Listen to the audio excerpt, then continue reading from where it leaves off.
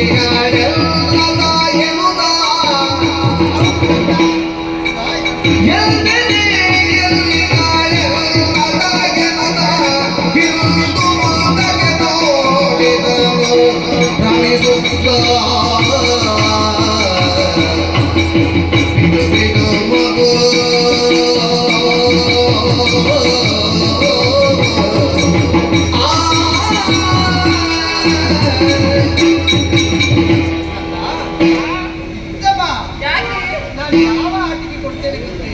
ಯಾವುದು? ಶಕುಂತ. ಶಕುಂತಲೆ ನನ್ನ ಅಮ್ಮ. ಅಯ್ಯೋ ಅಮ್ಮ ಅಲ್ಲ ಕಂದ, ಅದು ಶಕುಂತ ಪಕ್ಷಿ ಕಂದ. ಅಲ್ಲಿ ನೋಡಂತೆ ವ್ಯಕ್ತಿ ನೋಡಂತೆ ಏನಾಗಿದೆ? ಗರಿಗಳನ್ನೆಲ್ಲ ಬಿಡಿಸಿದೆ ನೋಡಂತೆ. ಆಟಿಕೆಯನ್ನು ಕೊಡ್ತೇನೆ ಕಂದಪ್ಪ. ನನಗೆ ಬೇಡ. ಮದಮನ ಒಂದು ಗುರುಗಳು ಕಟ್ಟಿದಂತ ಶ್ರೀರಕ್ಷೆ ತಾಯಿ ಎಲ್ಲಿಟ್ಟು ಮಗನೇ? ನನಗೆ ಎಲ್ಲಿಟ್ಟು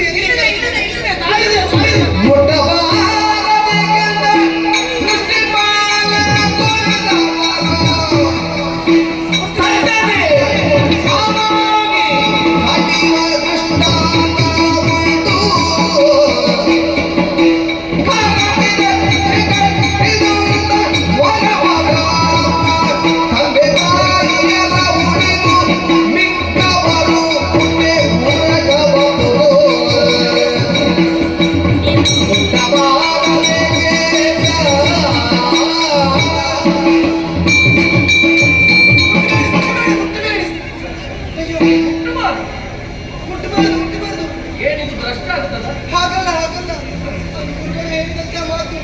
ಆ ತಾಯಿಯನ್ನು ತಂದೆ ತಾಯಿಯನ್ನು ಬಿಟ್ಟು ಕಟ್ಟಿದಂತ ಗುರುವನ್ನು ಬಿಟ್ಟು ಬೇರೆ ಯಾರಾದರೂ ಮುಟ್ಟಿದಲ್ಲಿ ಅದು ಹಾವಾಗಿ ಕಚ್ಚಿದಂತೆ. ನಿಮಗೇನು ಆಗ್ತದ? ಅಮ್ಮ ಅಮ್ಮ ಅಮ್ಮ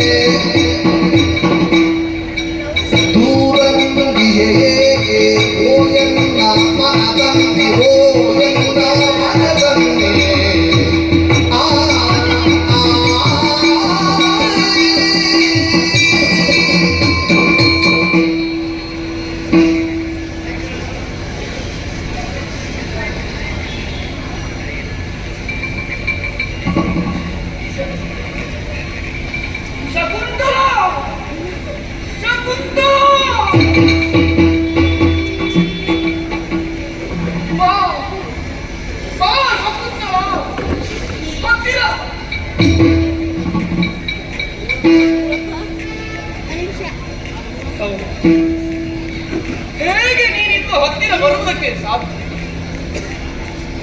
ತುಂಬು ಗರ್ಭಿಣಿಯಾಗಿ ಪ್ರತಿಷ್ಠಾನ ಸುರವನ್ನು ಸೇರಿ ನಾನೇ ನಿಮ್ಮ ಶಕುಂತಲ, ನಾನೇ ನಿಮ್ಮ ಕೈ ಹಿಡಿದಾಕೆ ಅಂತ ವಿನಮ್ರವಾಗಿ ವಿನಂತಿಸಿದ ಕಾರಣ ಯಾವ ಶಕುಂತಳ, ಯಾರು ನಿನ್ನ ಕೈ ಹಿಡಿದವ? ಪ್ರತಿಷ್ಠಾನಪುರಕ್ಕೂ ನಿನಗೂ ಯಾವ ಸಂಬಂಧವೇ ಇಲ್ಲ ಎನ್ನುವ ಹಾಗೆ ಕಟ್ಟಿ ಮುರಿದ ಹಾಗೆ ಕಠೋರ ನುಡಿಗಳಿಂದ ಆಡಿದಂತ ದೃಶ್ಯ. ಮತ್ತೆ ಇನ್ನು ಬಾ ಹತ್ತಿರ ಬಾ ಅಂತ ನಾನು ಕರೆದ್ರೆ ನೀನಾದ್ರೂ ಹೇಗೆ ಬರುವುದಕ್ಕೆ ಸಾಧ್ಯ? ಶಕುಂತಳ, ಶಕುಂತಳ, ಇದು ನಿನ್ನ ಗಂಡನಾಗಿ ನನ್ನಿಂದ ಅಪರಾಧ ಆಗಿ ಹೋಗಿದೆ. ನಿನ್ನ ಹೆಂಡತಿಯಾಗಿ ನಿನ್ನಲ್ಲಿ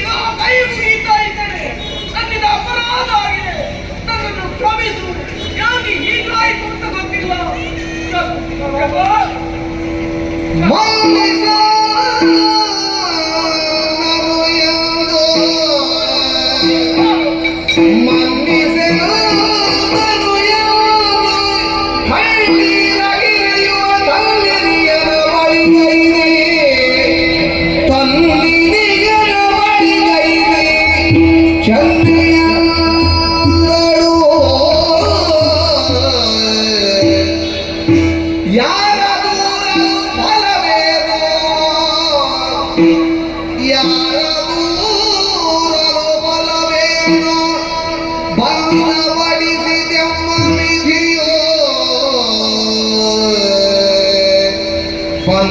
ಬಡಿಸಿದೆಮ್ಮ ವಿಧಿಯೋ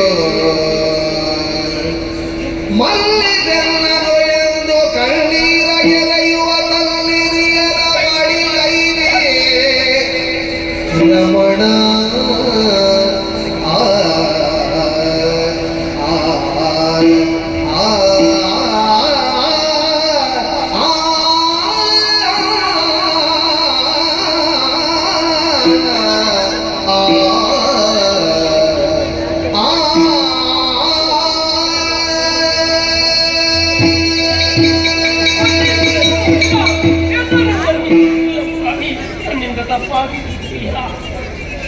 ಚಕ್ರವರ್ತಿಗಳಾಗಿ ಈ ಸಮಯದಲ್ಲಿ ತಾವು ಕೈ ಮುಗಿ ಬಾರದು.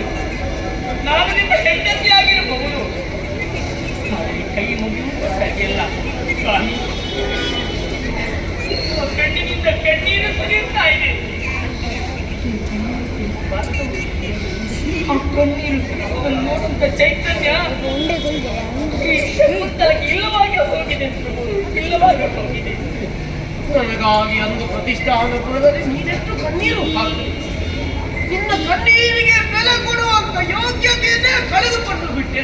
ಇಲ್ಲ ಸ್ವಾಮಿ, ಪತಿಯನ್ನು ಸೇರುವಂತ ಮಹಾದಾಸೆ ನಿಲ್ಲಿಸಿಕೊಂಡು ಪ್ರತಿಷ್ಠಾನಪುರದ ಅರಮನೆಗೆ ಓಡೋಡಿಕೊಂಡು ಬಂದೆ. ಆಶಾ ಗೋಪುರವನ್ನೇ ಕಟ್ಟಿಕೊಂಡಂತ ಹೃದಯ ಇದು. ನನ್ನ ಗಂಡನನ್ನು ಕಾಣುತ್ತೇನೆ, ಗಂಡನನ್ನು ಒಂದಾಗುತ್ತೇನೆ, ಗಂಡನಲ್ಲಿ ಜೊತೆಗೂಡಿ ಬಾಳಿ ಬದುಕುತ್ತೇನೆ, ನಾನಾ ವಿಧದ ಆಸೆಗಳನ್ನು ಕಟ್ಟಿಕೊಂಡೆ. ಆದರೆ ನೀವಾಡಿದಂತಹ ಮಾತನ್ನು ಕೇಳಿದಾಗ ನಿಂತ ನೆಲವೇ ಕುಸಿದಂತ ಅನುಭವ ಆಯಿತು. ಸಾಕ್ಷಿ ರೂಪವಾಗಿ ಭೂಮಿ ಸಾಕ್ಷಿಯನ್ನು ತೋರಿಸಿದೆ, ಸೂರ್ಯ ಚಂದ್ರನನ್ನು ತೋರಿಸಿದೆ, ಆಶ್ರಮದಲ್ಲಿ ತಂದ ಅಗ್ನಿಯನ್ನು ಸಾಕ್ಷಿ ರೂಪವಾಗಿಟ್ಟೆ. ಯಾವುದಕ್ಕೂ ನಿಮ್ಮ ಮನಸ್ಸು ಒಪ್ಪಲಿಲ್ಲ. ನೀನು ನನ್ನ ಎಂಬುದಾಗಿ ತಿರಸ್ಕಾರ ಮಾಡಿದವರಲ್ಲಿ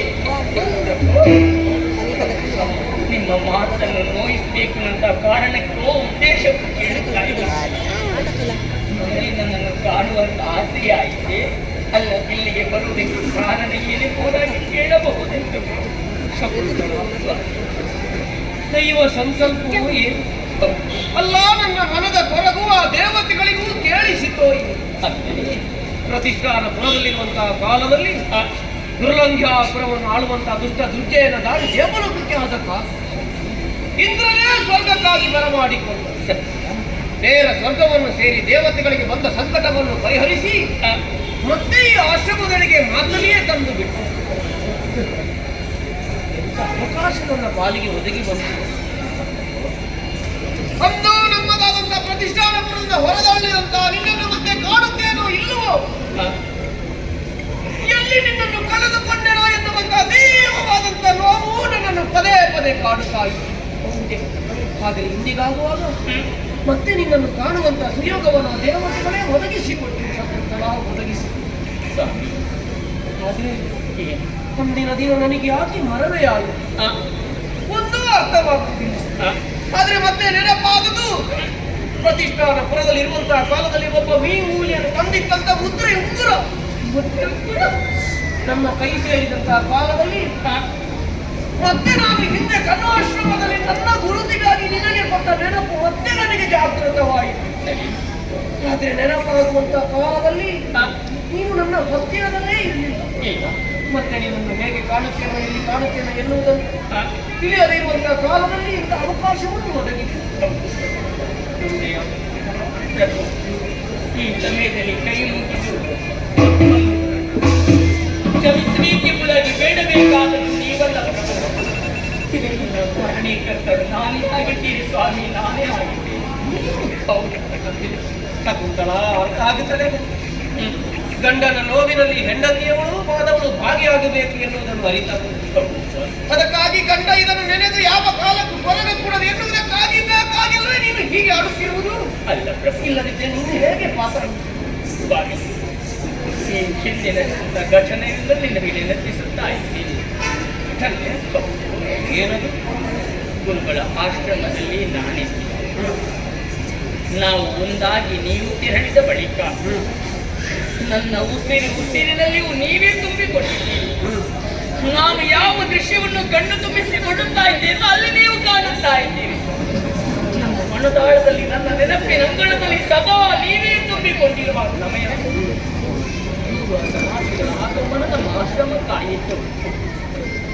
ಬಂದವರನ್ನು ಸತ್ಕಾರ ಮಾಡಿದ್ದೇನೋ ಸರಿ, ಆದರೆ ನನ್ನ ಮನಸ್ಸು ಒಪ್ಪಿ ನಾನು ಸತ್ಕಾರ ಮಾಡಲಿಲ್ಲ. ಯಾಕೆ? ನಾನು ಯಾರನ್ನು ಅತೀವವಾಗಿ ಪ್ರೀತಿಸುತ್ತಿದ್ದೇನೋ ಅಂತ ನೀವು ನನ್ನ ಹೃದಯ ಮಂದಿರದಲ್ಲಿದ್ದರು, ನನ್ನ ನೆನಪಿನ ಅಂಗಳದಲ್ಲಿದ್ದ ಕಾರಣ ಇದನ್ನು ಅರ್ಥವಿಸಿಕೊಂಡಂತ ಅವರು ಕೋಪವನ್ನು, ಶಾಪವನ್ನೇ ಕೊಟ್ಟು ಬಿಟ್ಟರು. ಸ್ವಾಮಿಯ ಶಾಪವನ್ನೇ ಕೊಟ್ಟು ಬಿಟ್ಟರು. ಶಾಪ? ಹೌದು.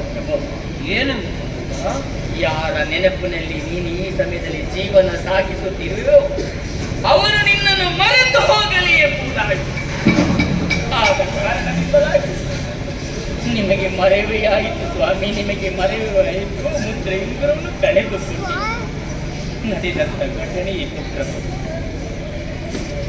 ಸರಿ, ಆದರೆ ಮುದ್ರೆ ಇಂದ್ರ ಸಿಕ್ಕಿದ ತಕ್ಷಣ ಮತ್ತೇನು ನೆನಪಾಯಿತು ಅಂದ್ರೆ ಹೇಗೆ? ಪರಿಹಾರವನ್ನು ಕೊಟ್ಟಿದ್ದಾರೆ. ಆ ಮುದ್ರೆ ಇಂಗುರು ಕಟ್ಟಿದಾಗ ಮತ್ತೆ ನೆನಪಾಗಲಿ ಎಂಬುದು.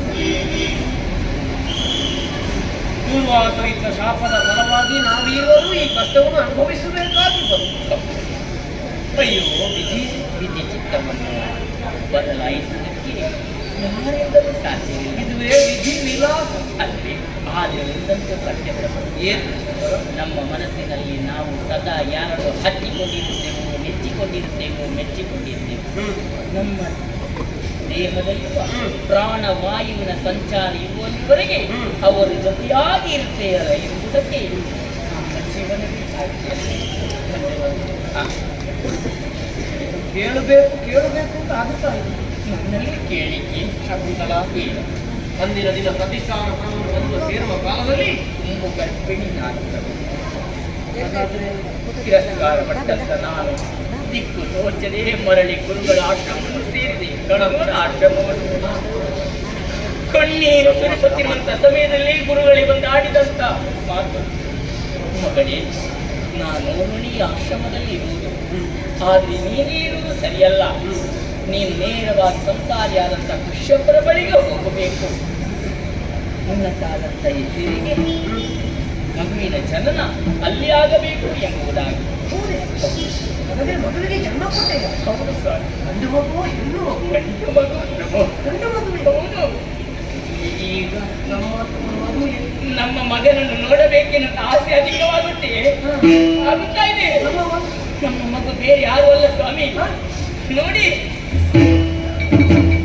ನಮ್ಮ ಮಗ ಮಗನೇ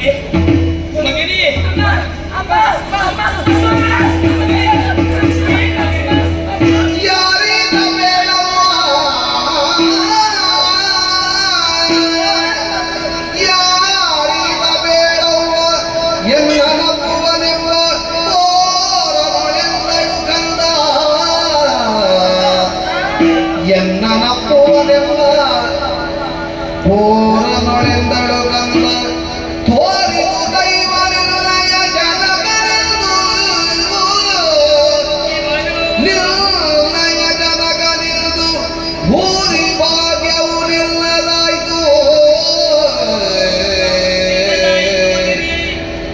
ಯಾರೀತ ಬೇಡವ್ವ, ಆ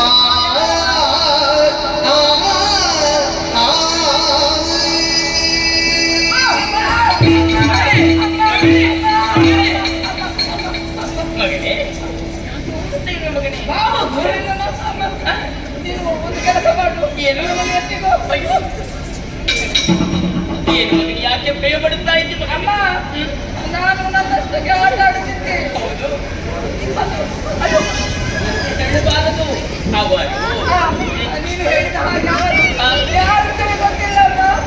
ನನ್ನ ಅಪ್ಪುದಕ್ಕೆ ಬರ್ತಾ ಇದ್ದಾರೆ, ಮಗನ ಮಗನೆಲ್ಲ ಹಾಗೆ ಹೇಳ್ತಾ ಇದ್ದಾರೆ. ನಿಜ? ಅಮ್ಮ, ನೀನು ಸತ್ಯ ಹೇಳಬೇಕು. ಯಾವುದು? ನಾನು ಈವರೆಗೆ ನೋಡಿದವಲ್ಲ, ನನ್ನ ಗೆಳೆಯರು ಅಲ್ಲದೆ ಅಲ್ಲ, ಮತ್ತೆ ಯಾರಮ್ಮ ಅದು? ಇಷ್ಟರವರೆಗೆ ಮುಚ್ಚಿಟ್ಟಂತ ಸತ್ಯವನ್ನು ನಿನ್ನ ಭಾಗದಲ್ಲಿ ಉತ್ತರಿಸುತ್ತಾಯಿತು. ನೀನು ತೆಗೆದಿಟ್ಟಿದ್ದೀಯ ತಾಯಿ. ಇದೆ ಮಗನಿ, ಮತ್ತೆ ಆದ್ರೆ ನಾನು ಹೇಳುವಂತ ಮಾತನ್ನು ನೀನು ಹೇಳಲೇಬೇಕಪ್ಪ. ಹೇಗೆ? ಯಾವ ತಾಯಿಯಾದ್ರೂ ತನ್ನ ತಂದೆಯಾದ್ರೂ ಎಂಬುದಾಗಿ ತೋರಿಸಿಕೊಳ್ತಾಳೆ ಹೌದು ಅಲ್ವಾ?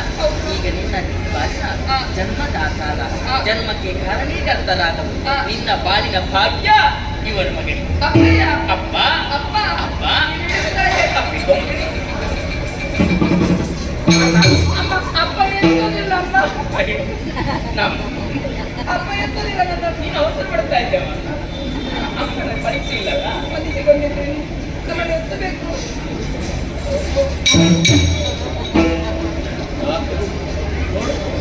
ಮುಖದ ತೇಜಸ್ಸು ನೋಡುವಾಗಲೇ ಗೊತ್ತಾಗುವುದಿಲ್ಲ ನಿಮ್ಮ ಮಗ ಹೌದು ಸಂದೇಹ ಬೇಡ.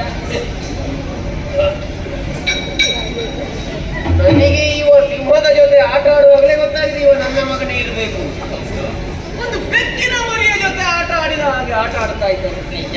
ನಾನು ದೂರದಲ್ಲಿ ನೋಡುವಾಗ ಪಕ್ಕಲೇ ಭಾವಿಸಿದ್ದು ಹಾ, ಇದು ಯಾರೋ ಸಾಧುವದ ವೇಷ ಹಾಕಿಕೊಂಡು ಬಂದಿದ್ದಾನೆ ಆಟ ಆಡುದು. ಅಲ್ಲಪ್ಪ, ಛೆ, ಛೆ, ನಿಮ್ಮ ಮಗ ವೇಷದಲ್ಲಿ ಆಟ ಆಡುವನೇ.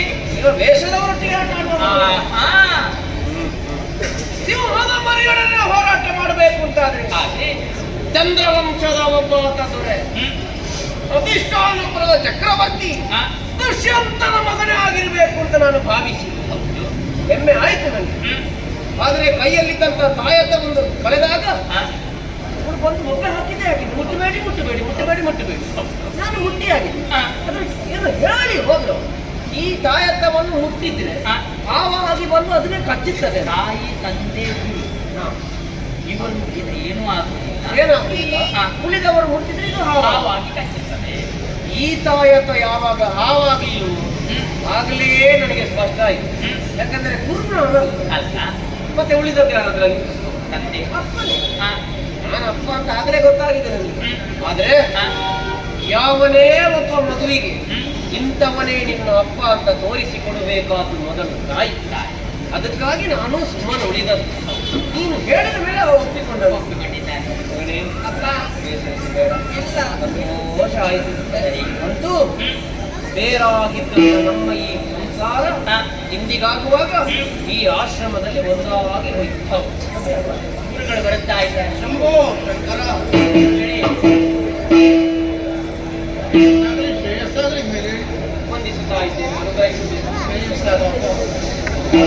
ಸ್ವಾಮಿ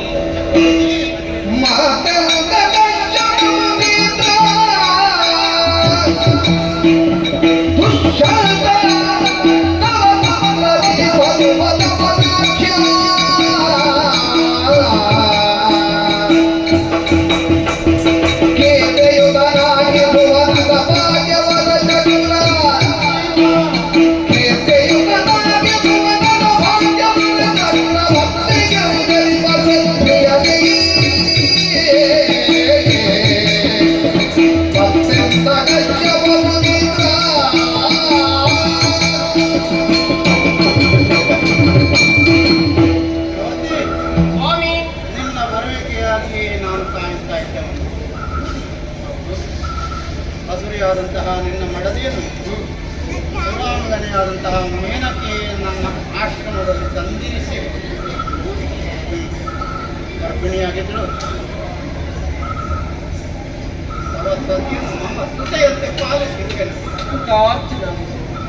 ಶುಭ ಮುಹೂರ್ತದಲ್ಲಿ ಗಂಡು ಮಗುವಿಗೆ ಜನ್ಮವಿತ್ತಳು.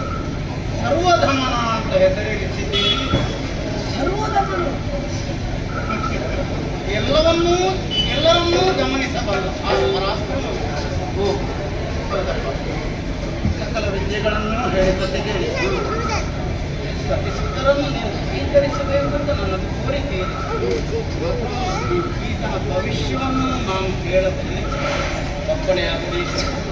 ಈ ಭುವನಕ್ಕೆ ಭಾಗ್ಯ ದೇವತೆಯಾಗಿ ಮೆರೆಯುತ್ತಾನೆ. ಇವನು ಭುವನ ಭಾಗ್ಯವಾಗ್ತಾನೆ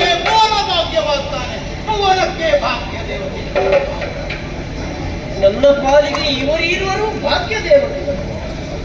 ಆದರೆ ಮುಂದೆ ನನ್ನ ಮಗ ಭುವನಕ್ಕೆ ಭಾಗ್ಯನಾಗುತ್ತಾನೆ. ಇದಕ್ಕಿಂತ ದೊಡ್ಡ ಸಂತೋಷ ನನ್ನ ಪಾಲಿಗೆ. ನನ್ನ ಮಗ ಸರ್ವದಮನ ಭುವನ ಭಾಗ್ಯ, ಸರ್ವದಮನ ಭುವನ ಭಾಗ್ಯ. ಆದರೆ ಸ್ವಾಮಿ, ಗೆಳೆಯ ಏನೂ ತಿಳಿಯದ ಇಷ್ಟರವರೆಗೆ ಸಾಕಿ ಸಲಹಿದವು. ಇನ್ನು ಮುಂದೆಯೂ ಗುರುಸ್ಥಾನದಲ್ಲಿ ನೀವೇ ಇರಬೇಕು. ಇವನಿಗೆ ಬೇಕಾದಂತ ವಿದ್ಯೆಯನ್ನು ನೀವೇ ಧಾರೆಯಲ್ಲಿ ಕೈ ಮುಗಿದು ಅವನನ್ನು ಪ್ರಿಯ ಶಿಷ್ಯನಾಗಿ ಸ್ವೀಕರಿಸಿಕೊಂಡು ಎಲ್ಲಿಯೂ ದಾರಿ ತಪ್ಪದ ಹಾಗೆ ನಾವು ಅವರಿಗೊಂದು ಪಾಠ. ಭುವನಕ್ಕೆ ಭಾಗ್ಯ ದೇವತೆ ಅಂತ ನನ್ನಲ್ಲಿ ಏನು ವಿದ್ಯೆ ಉಂಟು, ವಂಚಿಸಿದವನಿಗೆ ಧಾರೆ ಎರೆದುಕೊಂಡು ನಿನ್ನ ಮಡದಿ ಈ ಆಶ್ರಮವನ್ನು ಪ್ರವೇಶಿಸಿದ ನಂತರ ವರ್ಣಿಸಲಾಗದ ಆನಂದವನ್ನು ನಾನು ಅನುಭವಿಸಿದ್ದೇನೆ. ಅಪ್ಪ ಕೂಗಿ ಕರೆದಾಗ ನಾನು ಆನಂದ ಪಟ್ಟಿದ್ದೆ. ಈ ಮಗು ಅಜ್ಜ ಅಂತ ಕರೆದಾಗ ನಾನೆಷ್ಟು ಆನಂದ ಪಟ್ಟಿದ್ದೆ ಅದನ್ನು ವರ್ಣಿಸುವುದಕ್ಕೆ ನನಗಿರುವ ಒಂದು ನನಗೆ ಸಾಲದು.